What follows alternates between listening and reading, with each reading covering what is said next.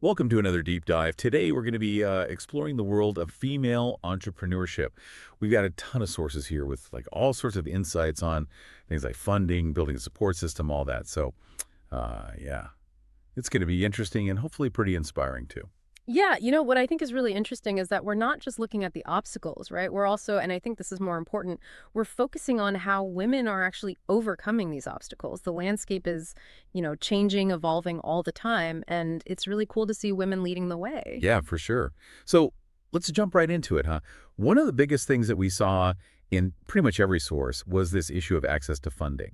It's not really a secret that women-led businesses, they often have a tougher time getting the same investment as, businesses run by men. Yeah, definitely. The funding gap is a real thing, and it's, pretty stark when you look at the numbers. One source actually had this crazy statistic. Less than 3% of venture capital went to women-led businesses just last year. Wow, 3%. That's kind of wild. But the sources, they don't just point out the problem, right? They actually offer some potential solutions too.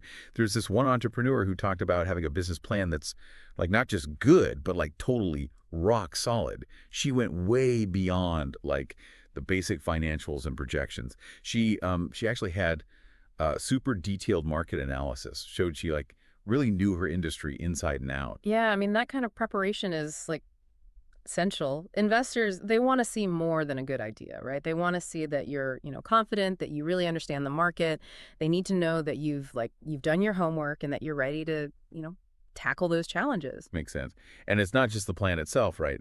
It's how you present it too. Yeah. One of the sources actually mentioned a study that showed that investors are way more likely to, fund pitches where the person seems really passionate, even if the business plan itself is like less developed. Right. That makes total sense. It's like they're investing in a person, not just a bunch of numbers on a page. Yeah. You got to have that, fire in your eyes, that belief that what you're doing is like the best thing ever. It's contagious.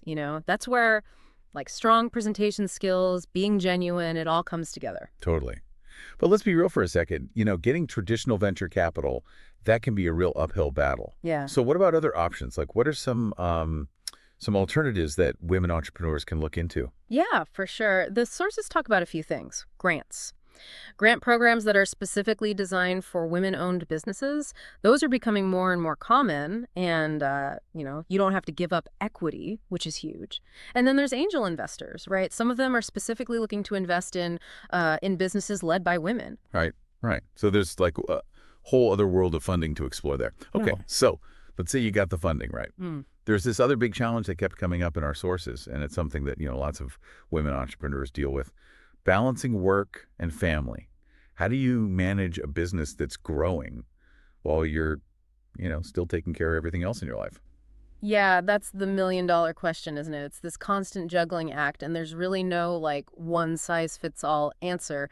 One source had this really great visual, though. Picture this. A woman working on her laptop, and her kids are in the background, like Hmm. building a fort. That's the reality for a lot of people. Work and family life, it all kind of blends together. Totally. So, like, how do you make it work? Because that pressure to do it all, it can be overwhelming.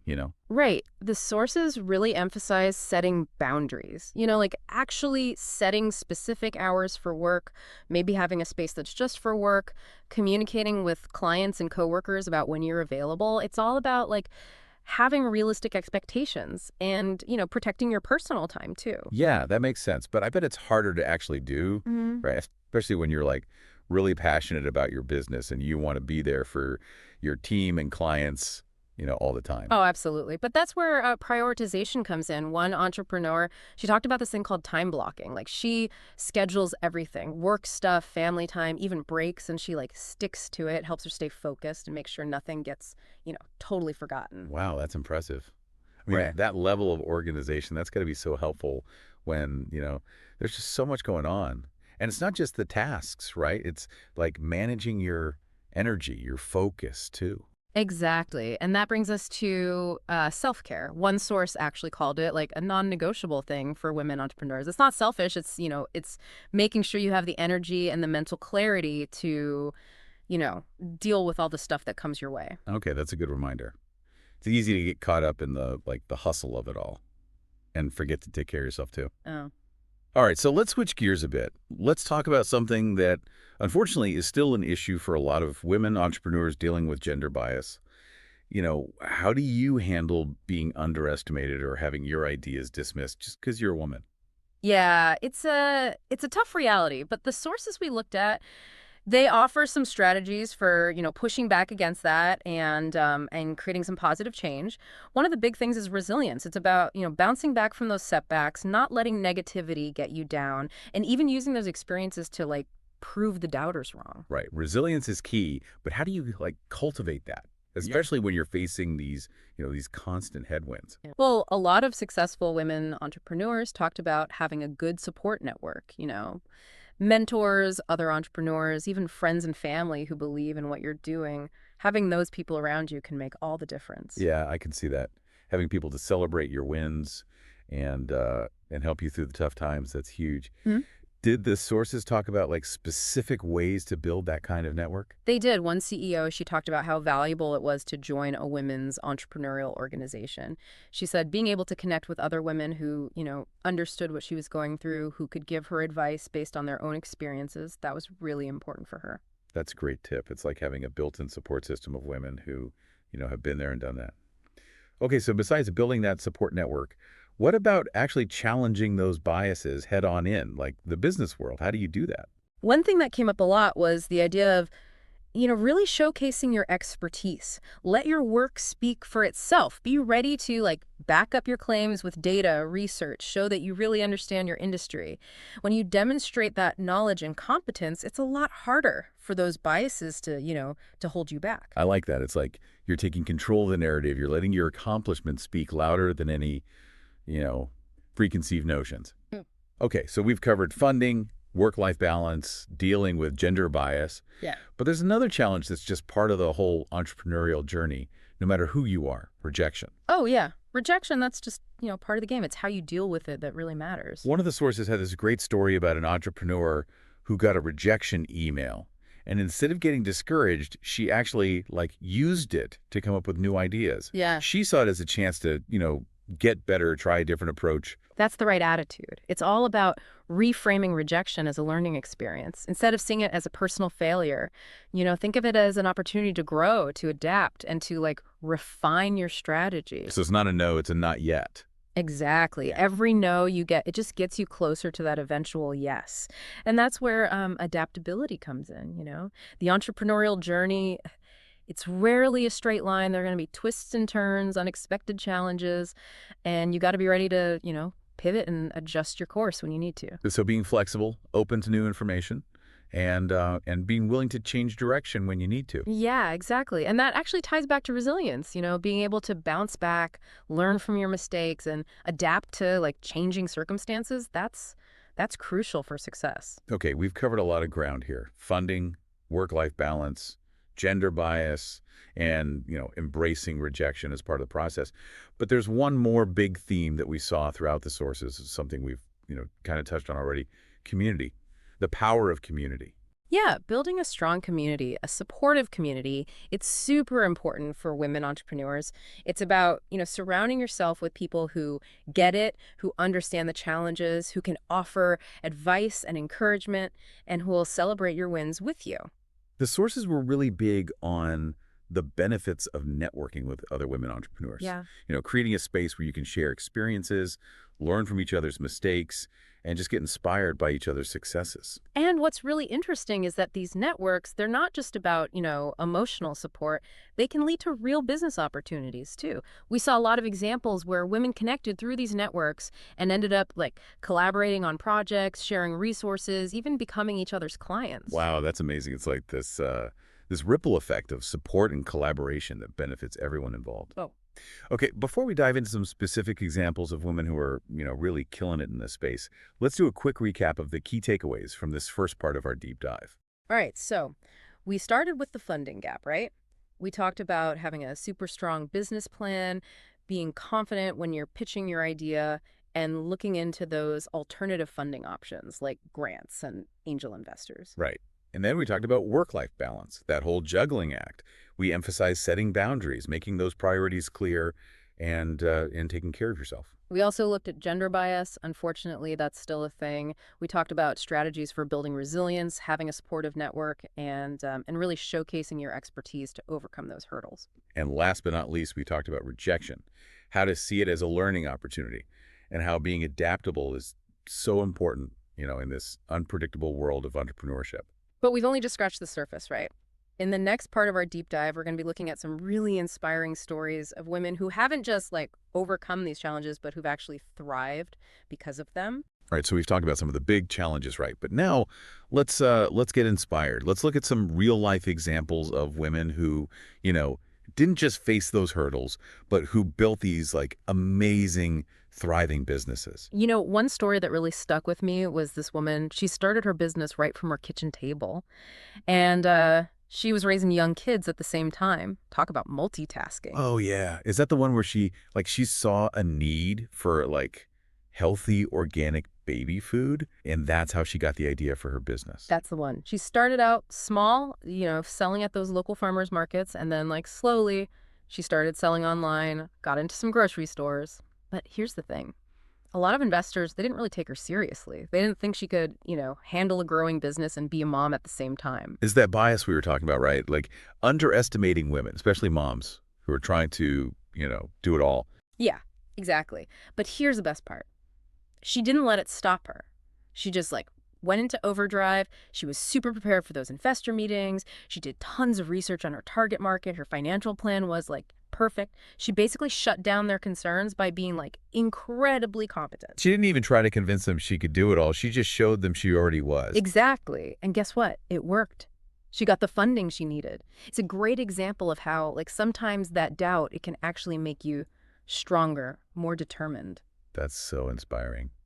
Okay, what other stories? What other stories really stood out to you? Oh, there was this one woman. She started a tech company. And get this, she'd been working in a corporate job for years, a job that wasn't really fulfilling her. But she had this burning desire to do something creative, something that would actually make a difference. Wait, is this the one who she made that app that connects freelance writers with businesses? Yep, that's the one.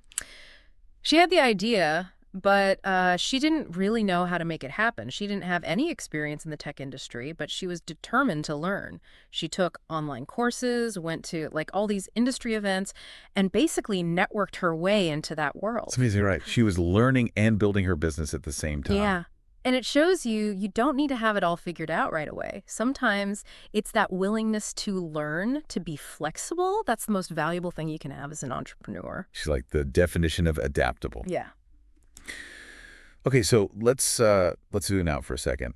What does the overall picture of female entrepreneurship look like right now? Well, one thing that's really encouraging is that there are more and more women-led businesses in fields that used to be, mostly dominated by men, like tech, finance, even manufacturing. It seems like we're finally starting to break through that glass ceiling. That's great to hear. What's driving that change? Is it just that more women are, deciding to start businesses? Or is there something bigger going on? Well, the sources point to a few things. One, there's more access to education and resources that are specifically for women entrepreneurs. And investors, corporations, they're starting to see the value of diversity. They're realizing that when you have a mix of people in leadership, you get more innovation, more profit. So it's not just the right thing to do. It actually makes good business sense. Yeah. But I'm guessing there are some societal shifts happening too. Yeah. Right? Are we finally moving past those old stereotypes about women and leadership? Oh, definitely. There's this growing understanding that when women succeed, everyone benefits. There's even research showing that, women-led businesses, they tend to be more socially responsible, create more jobs, and they reinvest more of their profits back into the community. It's this ripple effect of positive impact. The more women who break through, the more they pave the way for others, and the benefits go way beyond just that individual. Right. And it's not just about individual success either. There's also this rise in collaboration. Women entrepreneurs are creating networks, they're sharing resources, and they're fighting for policies that support women-owned businesses. It's like they're building a stronger foundation for the next generation of female entrepreneurs. Yeah. They're not just climbing the ladder, they're helping to build it. Exactly. It's about creating a system that's more fair, more supportive, where all women have the chance to succeed. So there's a lot to be hopeful about. Hmm. But let's get practical for a minute. What can our listeners do to support this movement?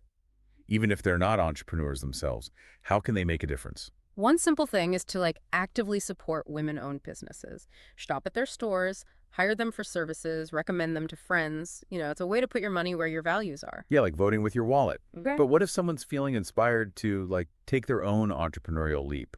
What advice did the sources have for people who are just starting out? Don't let fear hold you back. Remember those stories we just talked about? Those women, they didn't start out knowing everything. They took risks, they learned as they went, and they kept going even when things got tough. It's about taking that first step, even if it's small, and then building on that, right? Exactly. And you don't have to do it alone either. There are so many resources out there for entrepreneurs, mentorship programs, online communities, local business organizations, workshops. So it's taking that leap of faith, but also knowing that there are people out there who want to help you succeed. Yeah. And remember, every successful entrepreneur, they all started somewhere. Every journey begins with that first step. So what will yours be? That's a great question to think about. But before you do, we've got one more segment in our deep dive where we'll leave you with some final thoughts and some actionable takeaways. Stick around. Yeah. Okay, so we've talked about the challenges, the successes, and we've heard from some pretty amazing women, women who are really changing things up in the business world.